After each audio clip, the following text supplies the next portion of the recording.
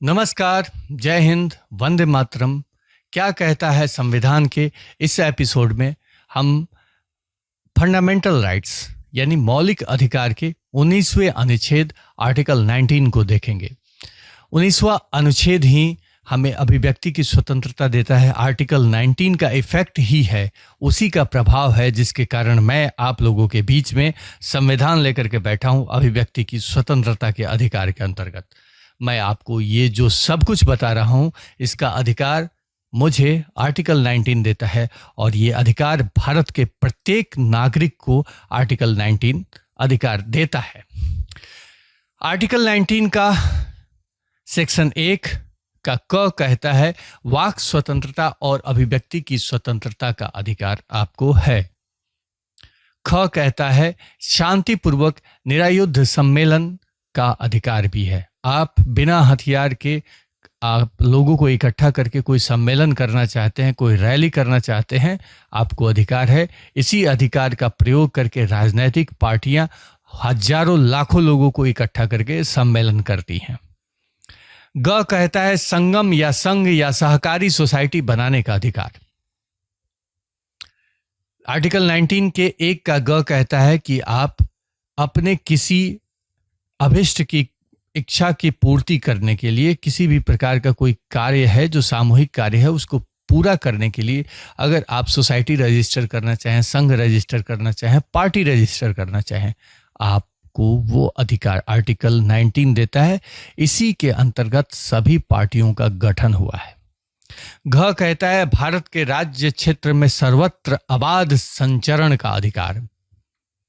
आप भारत के किसी भी कोने में घूमना चाहें घूम सकते हैं। अगर कश्मीर का आदमी कन्याकुमारी जाना चाहे, असम जाना चाहे, अरुणाचल जाना चाहे, गुजरात जाना चाहे, राजस्थान जाना चाहे, बिहार जाना चाहे, वो कहीं जा सकता है। और उसी तरह से भारत के किसी अन्य प्रदेश का नागरिक जैसे तमिलनाडु का नागरिक अगर कश्मीर जाना चाहे, लद्दाख जाना चाहे, पैंगोंग जाना चाहे, जहां भी जाना चाहे वो घूम सकता है। उसके लिए उसको अलग से किसी परमिशन या परमिट की आवश्यकता नहीं है। ये अधिकार हमें आर्टिकल 19 का सेक्शन 1 का घ देता है। अंग कहता है कि भारत के राज्य क्षेत्र के किसी भाग में निवास करने और बस जाने का अधिकार है। आप भारत के किसी भी भाग में अपने लिए ज़मीन खरीद के अपना घर बना सकते हैं, वहाँ पे अपना फैमिली सेटलमेंट कर सकते हैं। इसका राइट आपको भारत का संविधान देता है। च को मिटा दिया गया है, किसी कारणवश मिटा दिया गया है। कुछ ऐसा प्रकार का अवांछनीय अधिकार दिया गया था जिसका प्रयोग आपराधिक प्रवृत्ति और राष्ट्रीय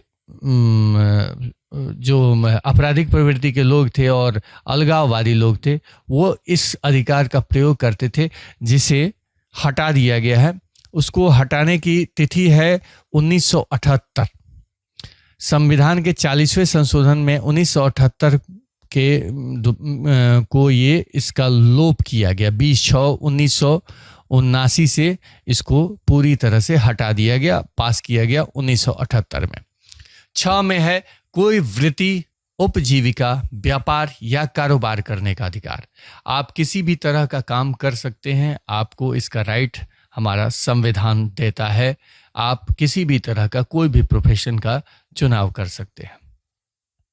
आर्टिकल 19 का सेक्शन 2 का खंड 1 के उपखंड क की कोई बात राज्य उपखंड द्वारा दिए गए अधिकार के प्रयोग पर भारत की प्रभुता और अखंडता, राज्य की सुरक्षा, विदेशी राज्यों के साथ मैत्रीपूर्ण संबंध, लोक व्यवस्था, शिष्टाचार या सदाचार के हितों में अथवा न्यायालय अवमान, मानहानि या अपराध उद्दीपन के संबंध में युक्ति युक्त निर्बंधन जहां तक कोई विद्यमान विधि अधिरोपित करती है वहां तक उसके प्रवर्तन पर प्रभाव नहीं डालेगी, या वैसे निर्बंधन अधिरोपित करने वाला कोई विधि बनाने से राज्य को निवारित नहीं करेगा।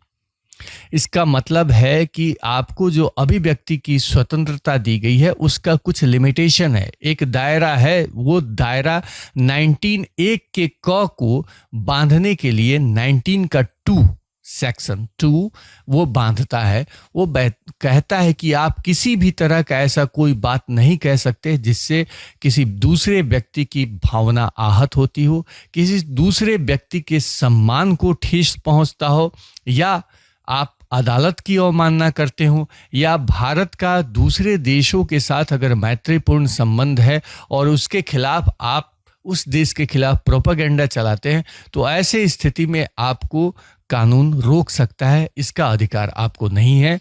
वो लिमिटेशन ये आर्टिकल 2 तय कर रहा है।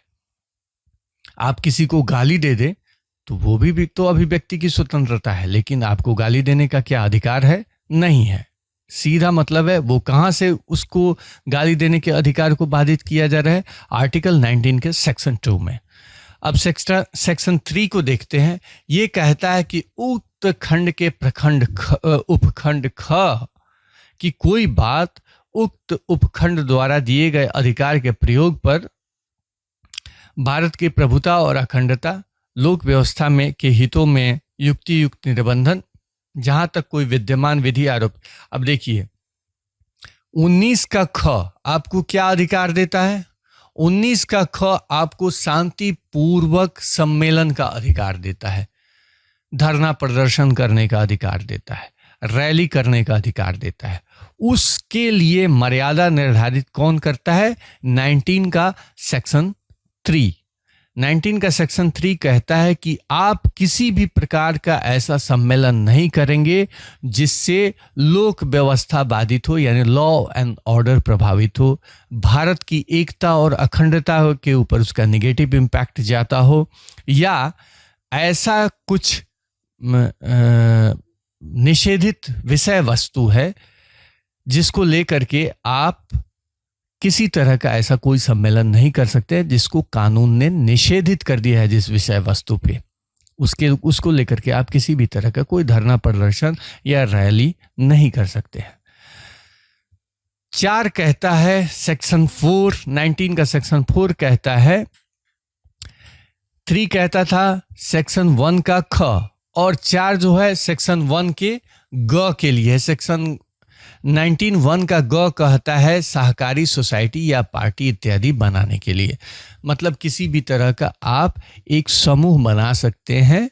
वो किस तरह का समूह होना चाहिए उसके लिए मर्यादा निर्धारित करता है आर्टिकल 19 का सेक्शन 4। ये कहता है कि अधिकार का प्रयोग, उपखंड ग में दिए गए अधिकार का प्रयोग भारत की प्रभुता अखंडता सेम, आप ऐसा कोई भी पार्टी, संगठन या संघ नहीं बना सकते हैं जो देश के खिलाफ हो, जो कानून व्यवस्था के खिलाफ हो, किसी भी तरह के लॉ एंड ऑर्डर का प्रॉब्लम क्रिएट करता हो, राष्ट्रीय सुरक्षा का प्रॉब्लम क्रिएट करता हो, या देश में विभाजनकारी गतिविधियों को बढ़ावा देता हो। आप ऐसे किसी भी संगठन, संघ या सोसाइटी का निर्माण नहीं कर सकते हैं। पांचवा उपखंड जो है आर्टिकल 19 का सेक्शन 5 आर्टिकल 1 के उपखंड घ और अंग के लिए है। ये क्या कहता है? घ और अंग में आपको क्या बताया गया था कि आप राज्य के राज्य क्षेत्र में कहीं भी जा सकते हैं, और अंग कहता है आप कहीं भी बस सकते हैं।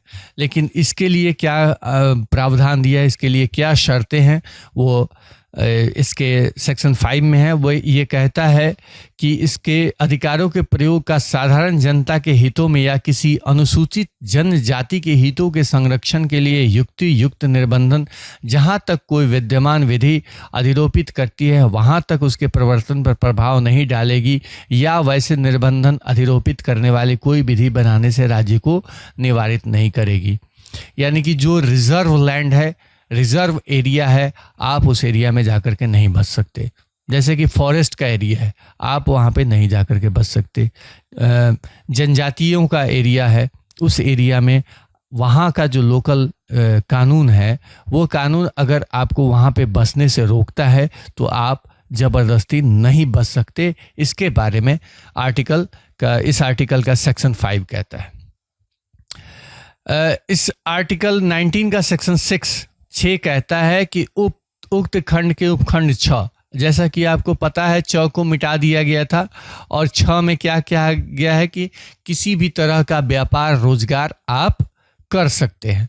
तो उसके लिए ये एक मर्यादा निर्धारित करता है। इसमें कहता है कि उक्त खंड के उपखंड 6 की कोई बात उक्त उपखंड द्वारा दिए गए अधिकार के प्रयोग पर साधारण जनता के हितों में युक्ति युक्त निर्बंधन एवं जहां तक कोई विद्यमान विधि अधिरोपित करती है वहां तक उसके परिवर्तन पर प्रभाव नहीं डालेगा या वैसे निर्बंधन अधिरोपित करने वाली कोई विधि बनाने से राज्य को निवारित नहीं करेगा।